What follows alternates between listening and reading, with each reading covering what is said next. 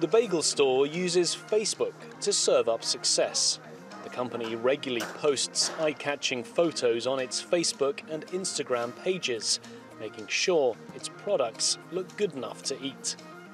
It's paid for Facebook advertising in the past, but finds Instagram brings more people through the door. And with 20,000 Facebook likes and 107,000 Instagram followers, there's no reason to leave social media. No, I have too many followers. And people who are connected to it. And it's important to, when we post our pictures on it. I feel it's important. Could I be totally wrong? I could be wrong.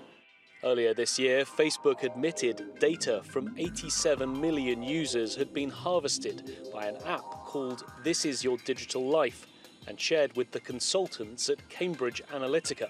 It caused outrage, and many people deleted their accounts, but not the bagel store owner, Scott Rosillo. I don't think it has affected us negatively, but we don't run credit cards through our account. There's nothing to breach other than people's emails. I do know that is important, but right now we've heard no feedback negatively. Not the case for Facebook CEO Mark Zuckerberg, who faced 2 days of questioning from US lawmakers on Capitol Hill. We didn't take a broad enough view of our responsibility, and that was a big mistake. And it was my mistake, and I'm sorry. Technology expert Scott Hartley says more regulation is needed, but acknowledges the inherent nature of Facebook does blur the lines between public and private information. Facebook has provided an incredible platform for people to market, to sell products, to find the perfect users and customers. But to the other side, obviously it's a way to provide content, to sow division, to sort of wedge between issues. The important thing that I think we're beginning to do is ask the questions of where should these lines be between privacy and data collection. Even so, the majority are clearly not logging off. Facebook added 70 million monthly users in the last quarter. There you go, buddy. Nice one. Thanks very much. Enjoy. Thank you. And this company has no plans to abandon Facebook. So far, Facebook's problems haven't caused the bagel store to lose its appetite for social media. It says, for now at least, it's proving to be a recipe for success. Nick Harper, TRT World, New York. Chetan Sharma joins me now from Seattle. He's the CEO of Chetan Sharma Consulting. Chetan, great to have you on Money Talks. So Facebook continues to be popular among businesses despite this scandal. Why do you think that is?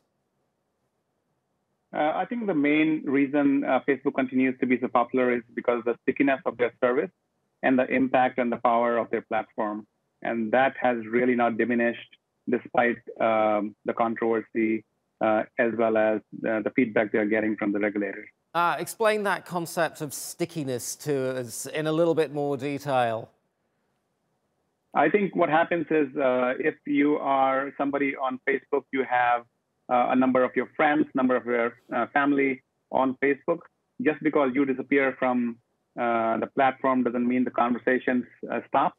And despite you might be having reservations about Facebook and privacy, it's very hard for any individual or a business to walk away from the investment they have made over many, many years.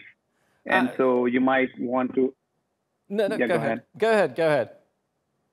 Yeah, so in terms of consumers trying to walk away from the platform, it's very difficult because of the investment they have made in the past. And so they might tighten some of the privacy settings to counter some of the issues the platform is having, or maybe spend less time. But it's very hard for consumers to just completely walk away from the platform. Okay, so let's just assume you're a customer and you see your favorite restaurant advertising a special offer in your neighborhood. What should you be wary of before you click on a voucher, for example, from that restaurant on Facebook? I think the biggest worry that consumers should have is around how the personal data is transferred from the platform to an external entity. And so I think the set of likes and commenting is one set, but if the application or an ad is asking for more information about you, like the profile data or your friends or your private information, email, date of birth, and so on and so forth. I think that's the kind of information that somebody should be wary of. Because once the data is lifted from the platform onto a third party, is really Facebook doesn't really have control over that data as to how it's used from there on. Chetan, I suppose what you're describing that Facebook does is, I suppose in marketing parlance, something called micro-targeting. Why does Facebook do it right, and why can't other social media companies like Twitter and Amazon do it quite as well as Facebook? I think it's two reasons. One is the history they've had of a decade or more in understanding consumers over a long period of time. As such, the amount of variables they are able to provide advertisers to micro-target is tremendous. As well as, I think, just their algorithms to do a very fine-tuned targeting based on what the advertisers want. That capability is also very unique to Facebook. And probably the third reason is just the sheer scale. I think no company, probably besides Google, can match the scale of understanding of consumers across geographies and across different disciplines and across different interests.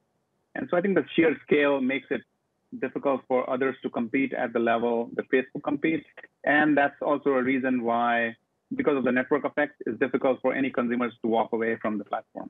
So, Chetan, do you think Facebook, after everything that we've heard over the last month or so, do you think Facebook is actually doing enough to protect the lists of its customers that small businesses upload onto Facebook?